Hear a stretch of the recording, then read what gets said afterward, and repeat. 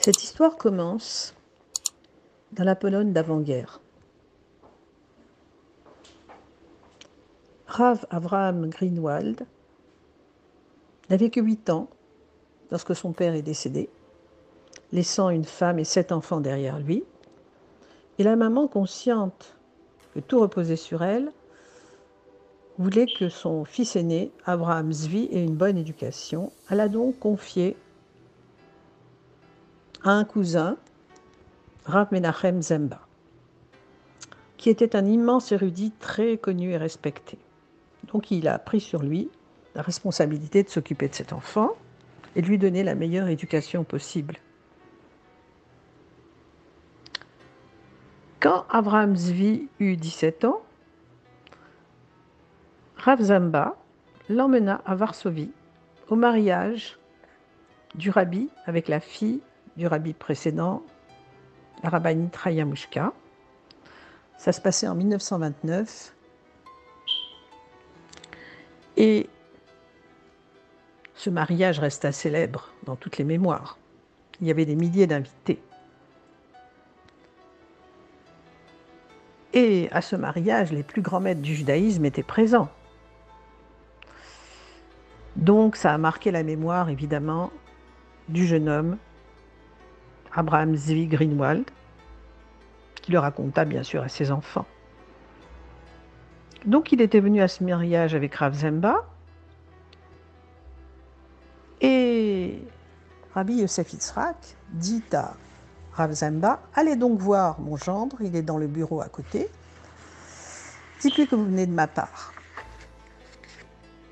Faites connaissance avec lui, il est très intéressant. Donc Rav Zemba va voir le jeune Menachem Schneerson qui venait de se marier, le Khatan, et la discussion est très animée entre eux. Rav Zemba est émerveillé par l'érudition et la finesse d'analyse de ce jeune marié. À un certain moment, le futur rabbi se tourne vers Avraham Zvi et lui dit « Dans quelques jours, ce sera la fête de Hanouka. Sais-tu pourquoi la 5e bougie est particulièrement importante ?» Avraham Zvi ne sut que répondre. Et Rav Zemba attendait la réponse du rabbi. Alors le rabbi poursuit. Le 5e jour de Hanouka représente l'obscurité la plus grande qui puisse être, car il ne peut jamais tomber un Shabbat. Mais la 5e bougie de Hanouka a la particularité qu'elle est capable d'éclairer cette obscurité immense. Et justement, la puissance de cette fête s'exprime dans la 5e flamme de Hanouka, au moment où l'obscurité est la plus profonde. C'est donc là la mission de chaque juif en quelque lieu où il est, à Varsovie ou à Londres, d'éclairer, même dans l'endroit le plus obscur. Abraham Zvi écouta tout ça en se demandant quel sens cela pouvait avoir. Il ne comprenait pas. Bon, il le garda dans un coin de sa mémoire. Les années passèrent. Hélas, il s'est marié, il a eu des enfants, mais les hordes nazies ont déferlé sur l'Europe, détruisant, anéantissant. Et Avraham Zvi a perdu sa femme et ses 5 enfants dans la Shoah. Ils furent massacrés. Il s'est réfugié dans un ghetto. Il a pu aller de ghetto en ghetto, de camp en camp.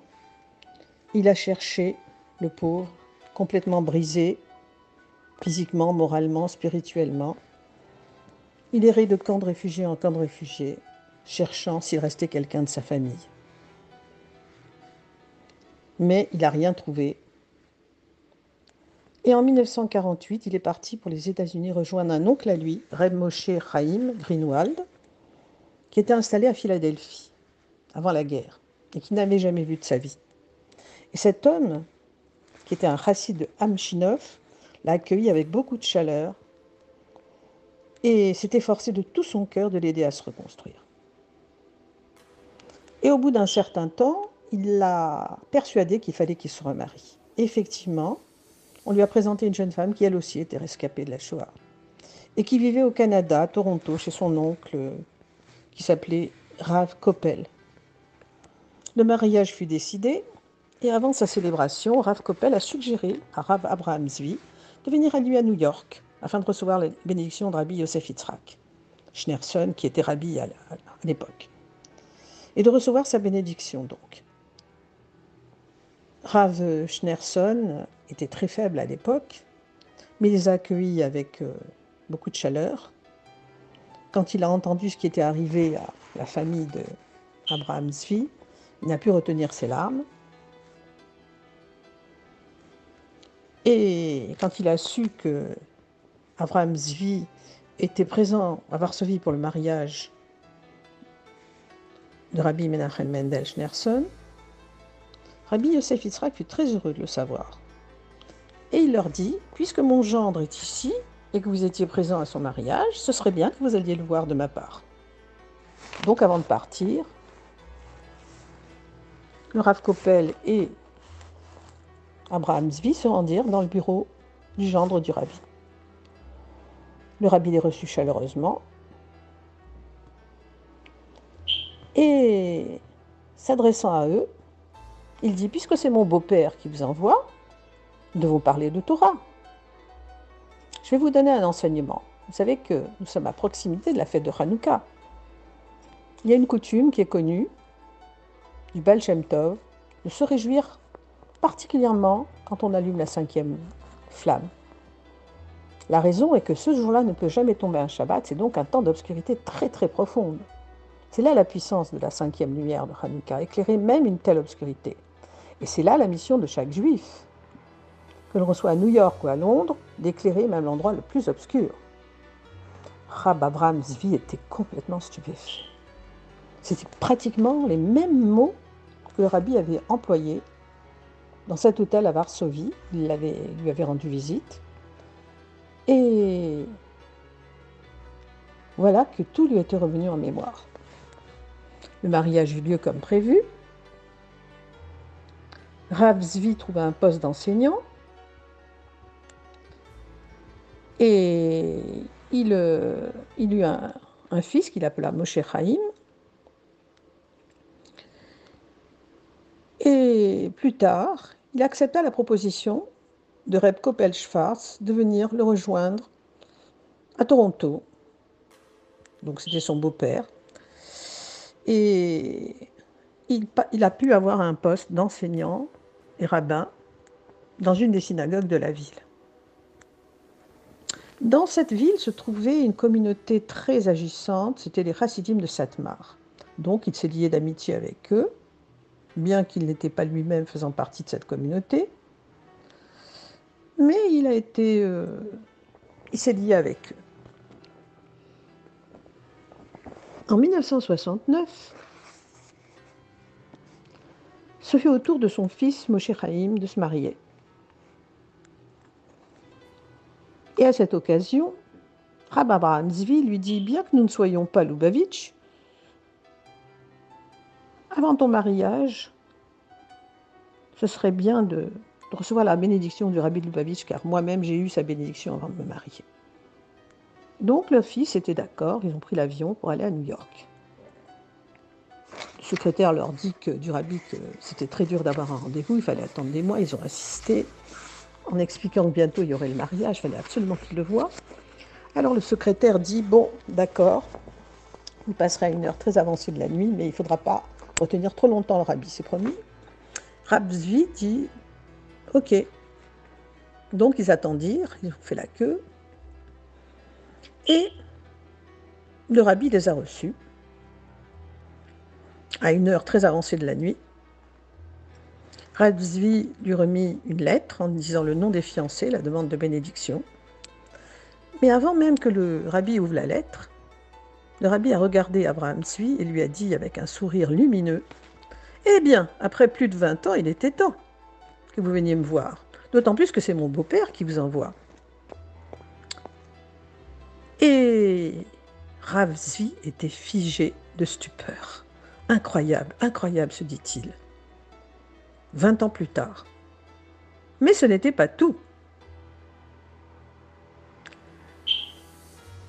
Le rabbi ouvrit la lettre, regarda rapidement et donna sa bénédiction pour que ce mariage soit un édifice éternel de Torah, de mitzvot, etc. Et il ajouta une bénédiction particulière pour Avraham Zvi, pour une longue vie, et il a conclu en disant « Comme vous vous êtes réjouis à mon mariage, Dieu vous donnera les forces et la satisfaction de vous réjouir aussi au mariage de votre petite fille. » Zvi ne put retenir ses larmes. Les souffrances de la guerre l'avaient complètement marqué, et pour lui de tels mots avaient un sens et une portée extraordinaires. Avant de quitter le bureau, il osa encore une question et dit « J'ai promis au secrétaire que nous n'entrerions que pour demander une bénédiction, mais j'ai une question qui me dérange beaucoup et je voudrais demander au rabbi s'il me permet de la poser. » Alors le rabbi lui dit « Je vous en prie, parlez. » Et Rabbi Avraham Zvi exprima avec une sincérité ce qui le préoccupait. Il se trouve que depuis de nombreuses années, je suis parmi les chassidim de Satmar à Toronto. J'entends souvent des choses contre le mouvement Lubavitch. Bien sûr, je me garde de prêter attention à la médisance. Mais avec le temps, ils ont réussi à éveiller en moi des doutes sur l'attitude des Lubavitch à l'égard de ces juifs qui s'écartent du judaïsme et que les Lubavitch reçoivent quand même chez eux. Et donc, je demande pardon au rabbi de poser cette question. Ce n'est pas un reproche. Je souhaite seulement comprendre l'opinion du rabbi pour que je puisse répondre aux arguments de ces gens-là. Le rabbi commença par poser une question en guise de réponse. « Et que ferait votre voisin si zélé si sa fille, à Dieu ne plaise, prenait un mauvais chemin? Essayerait-il de la ramener à la Torah? Ou dirait-il que ceux qui haïssent Dieu, je les haïrai? Évidemment, quand il s'agit de sa propre chair, ça ne serait pas la même chose. » Et à ce moment, le visage du rabbi changea. Et très gravement, en fermant les yeux, il tapa sur son bureau et déclara « Pour Dieu, chaque juif est aussi cher qu'un fils unique. Pour le rabbi, mon beau-père, chaque juif est inclus dans « Ne te détourne pas de ta propre chair ». Puis le rabbi rouvrit les yeux, regarda Rav Avraham Zvi et son fils, et dit « Il faut conclure par une bénédiction. Il est connu que chez nous, les chassidim, on a coutume de se réjouir plus particulièrement quand on allume la 5e bougie de Hanouka. Quelle en est la raison? Comme ce jour-là ne peut jamais tomber le Shabbat, cela représente le plus fort de l'obscurité. Et par la force de la 5e bougie de Hanouka, on peut éclairer même les endroits les plus obscurs. Et peu importe que ce soit à Toronto ou à Londres, tout juif est une partie de Dieu en haut, vraiment, le Fils unique de Dieu. Et quand on illumine son âme de la lumière de la sainteté, même le juif le plus éloigné, dans l'endroit le plus obscur, se réveille. Avraham Zvi était bouleversé par ce qui venait de se passer sous ses yeux. Et il se rappela de tout ce que le rabbi lui avait dit les années précédentes. Quand il était sur le chemin du retour, il dit avec son fils Moshe Chaim, « C'est incroyable, comment le rabbi nous répète 20 ans plus tard la même chose que les 2 autres fois. » 10 ans passèrent encore, et en 1979, ce fut au tour du jeune frère de Rav Moshe Chaim de se fiancer. La jeune fille habitait Londres. Et c'est là, pendant l'hiver, que le mariage devait avoir lieu. Toute la famille a donc pris l'avion pour s'y rendre. Et pendant le voyage, Rav Moshe Chaim, le fils aîné, remarqua que son père était préoccupé et lui demanda ce qui se passait, pourquoi il avait l'air si sombre. Et son père lui confia que, tu sais, notre voisin de Tzat, qui est un chassid de Satmar, avant que je parte pour l'aéroport, il est venu me voir et m'a dit qu'il avait un secret à me confier. Il s'est mis à pleurer, il m'a dit que sa fille s'était éloignée du judaïsme et qu'elle était partie avec un non-juif pour se marier à Londres. Il m'a supplié si je pouvais faire quelque chose, parce qu'il savait que j'allais à Londres. Bien sûr, j'ai dit que je verrais, je ne savais pas quoi faire, mais j'essaierai. Et donc, voilà, maintenant que nous arrivons à Londres, je me demande si je peux faire quelque chose pour ce voisin qui est désespéré. Et le mariage donc de son fils fut très joyeux. Et le lendemain, Rabbi Avraham Zvi, parlant avec le père de sa belle-fille, lui raconta la terrible épreuve qui avait frappé son voisin à Toronto. À votre avis, y a-t-il quelque chose que nous puissions faire pour la retrouver, cette jeune fille? L'homme répondit que personnellement, il n'en avait aucune idée, mais qu'il avait un ami, un chassid Lubavitch, qui s'appelait Abraham Yitzhak Glick, et que c'était un homme avec qui le rabbi de Lubavitch avait confié, à qui le rabbi de Lubavitch avait confié de nombreuses missions et qui pouvait peut-être agir dans ce domaine. Alors, Rav Abraham Zvi décida de se confier à ce chaliard du rabbi. Le chaliard en question, Rav Glick, prit l'affaire en main et demanda le contact des parents concernés à Toronto pour en obtenir quelques détails. Il promit qu'il ferait tout son possible. Quelques jours passèrent. Rav Moshe Chaim était reparti et ses parents étaient encore à Londres. Le téléphone sonna chez Rav Zvi Grunwald. C'était le Rav Glick qui était au téléphone et dit « J'ai une bonne surprise pour vous.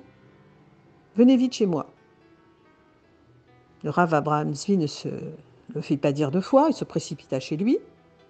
Et dès qu'il arriva, on le fit entrer dans le salon. Il vit une jeune fille qui était assise sur le canapé, qui était en larmes. C'était la fille de son voisin, en fait. C'était l'époque de la fête de Hanouka. Et à la porte du salon, le chandelier était allumé. Et c'est alors que Rav Abraham Zvi a failli s'évanouir en voyant que sur le chandelier brillaient exactement 5 flammes. Et là, les phrases du rabbi lui revinrent en mémoire. La 5e flamme de Hanouka représente la puissance de ce jour, et la mission d'un juif est d'illuminer même l'endroit le plus obscur. À Varsovie ou à Londres, à New York ou à Londres, à Toronto ou à Londres. Voilà les paroles qui lui revenaient en mémoire. Et encore, que ferait ce voisin zélé si sa fille avait suivi un mauvais chemin, etc.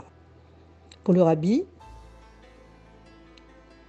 mon beau-père, tout juif est inclus dans ne te détourne pas de ta propre chair.